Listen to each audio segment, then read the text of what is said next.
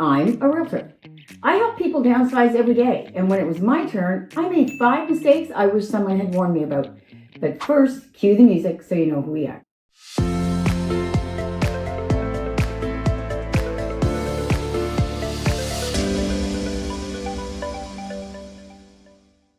Welcome to the Halifax Real Estate Channel. We talk all things real estate related in Halifax. I am Brenda K, and this is the sweet Miss Brenda who's here with me every day. As the world has seen its largest generation, baby boomers, hitting their golden years, today we're delving into the world of downsizing. Even as a realtor, even after helping hundreds of clients move, I still made mistakes when I downsized.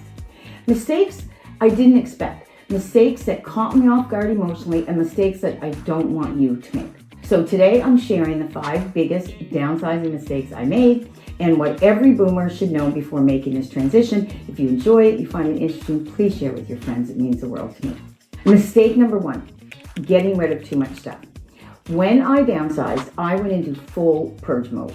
I gave away things I had owned for 30, even 40 years, including Christmas decorations. I was moving from a 4-bedroom home over 3,600 square feet to a 1,200 square foot slab townhouse. At the time of the move, I told myself, I won't have room for all these decorations I've collected over the years, the old world Santa, the Christmas village, oh my God, vintage over my fireplace. But when the first Christmas came in our new space, it didn't feel the same. I realized I do have more room than what I thought, and the emotional side of not unpacking and displaying decorations that I've been putting out for 40 years, it really hit me in a way I wasn't expecting. Then my daughter comes over, and she looks at me and she's like, Mom, really? You gave away the old world Santa that's been in the hallway my whole life.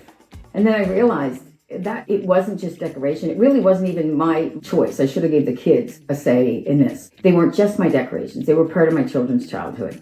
Stay tuned, because mistake number 4 had a lot to do with this. Overwhelm, overload. Mistake number 2, not thinking through holiday traditions. Wow. This was a big one. I'm Mama Bear, and I love having my family over for dinner. I love spending all day cooking. And for 35 years, I hosted Christmas dinner. My parents, my brother, his family, the kids. So Christmas Day was always at my house. We would have the big dinner early, and then we would take our little ones and go to my in-laws. My parents would go home and relax. We now have our kids that are older, and they come over, we have dinner, and they head out to their prospective in-laws, and then David and I relax. It's been a tradition. But after we downsized, we realized the Christmases we were used to would not work with the size we were in. So we decided to move to my daughter's home. Mama Bear still did all the cooking. So here we were Christmas morning with my 87-year-old mother, and a fair bit of snow fell Christmas Eve. We packed all the gifts, we packed the dinner, and we were off and running. And instead of hosting, we were running between 3 houses till we got to my daughter's, again, with my 87-year-old mother in tow. Of course, it was a beautiful Christmas. Here's one thing. It was the first Christmas in my entire life my brother had not been at the dinner table. Emotionally, it was harder than I expected. Nobody prepares you for the shift from being the home everyone gathers in to being the one who travels. And that was a bigger adjustment. I couldn't even imagine it. Mistake number 3. Underestimating the space we needed. We downsized into a 2-bedroom townhouse on a slab. Beautiful, brand new construction. And in my head, I thought I had it all figured out because I still work full time. Real estate, love it. Not going to retire anytime soon. So I set my office up in the garage. It was summer, I had the door open, it was beautiful. Let me tell you, reality, it set in. It was cold. There were no windows. It was now winter. For 15 plus years, I had an office on the main floor with a big window, lots of natural light. And my workspace was surrounded by tools, luggage, the Christmas tree, recyclables. It wasn't a place to work. And it wasn't a place where I felt like myself. My Brenda K mojo took a major hit when we were in that place. Second space mistake. The second bedroom could fit the crib for the grandchildren and my treadmill. Well, my grandchildren were at the end of the need for a crib. So we put an IKEA day bed in there. And let me tell you how quickly that room shrunk up. That mistake actually led us to move again as soon as our 1-year lease was up. What I learned is this: downsizing isn't just about moving into a smaller space. It's about rethinking how your life fits into that space. I tried to bring the same office, the same furniture, and the same setup in a space that simply wasn't designed for it, and it didn't work. Mistake number 4. Here we go. Waiting too long to pack. And this is where it comes in. This is probably the most embarrassing one to admit. I'm a realtor. I work with boomers.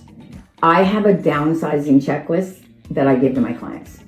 Guess who didn't use it? Me. I waited until the sale was firm. I gave myself just 3 weeks to purge, pack, and clean. Because in my mind, I was still one half of that young couple who bought and flipped 6 homes in the 80s and 90s. I could just power through this. But the reality was really different. I was 30 years older now. I had to face the fact that I couldn't expect myself to perform the way I did decades ago. I needed to start respecting my energy and my limitations in a way I had never before. If you're thinking about downsizing, the purge should start 6 months before you move, not 3 weeks.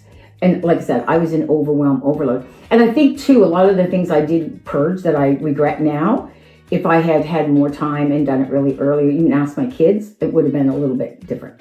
I have included the downsize checklist in the comments below. Mistake number 5. Not anticipating how much life would change. This one, big surprise.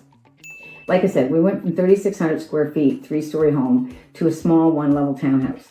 Almost overnight, everything changed. There was very little to clean, virtually no yard work. The constant responsibilities of a large home were gone. And suddenly there was a lot more time. Even still working full-time, which I do, I suddenly had so much time on my hands. Time that used to be spent maintaining a large home was now, it just wasn't there. But the biggest adjustment was the actual physical space that David and I were in and getting used to it. In our larger home, when we were watching TV, David would be over there, I'd be over there, like 10 feet apart. Each in our own little space in the same room. Now, there's like a 2-foot table between us. You know, I can lean over and go, oh, yeah, okay. I can read what he's reading. So you learn very quickly what downsizing really means. Your daily rhythm changes, your personal space changes, your routines change. I realized that downsizing isn't just a change in where you live, it's a change in how you live. And if you don't anticipate that shift, it can catch you off guard. But when you do prepare for it and embrace it, which I have now, and I must say, I love it. I do not miss that great big empty house when only 3 rooms were being used. Downsizing isn't just letting go space, it's about making room for the next chapter of your life intentionally. Downsizing can be one of the best decisions you'll ever make, but it has to be done thoughtfully, not just financially, but emotionally and practically too. Over the years, like I said, I did 6 times. But this one here, wow, this move was so completely different from the others.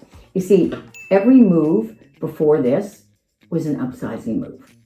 You know, we were flipping to get our mortgages down. We were building the larger home to accommodate our family.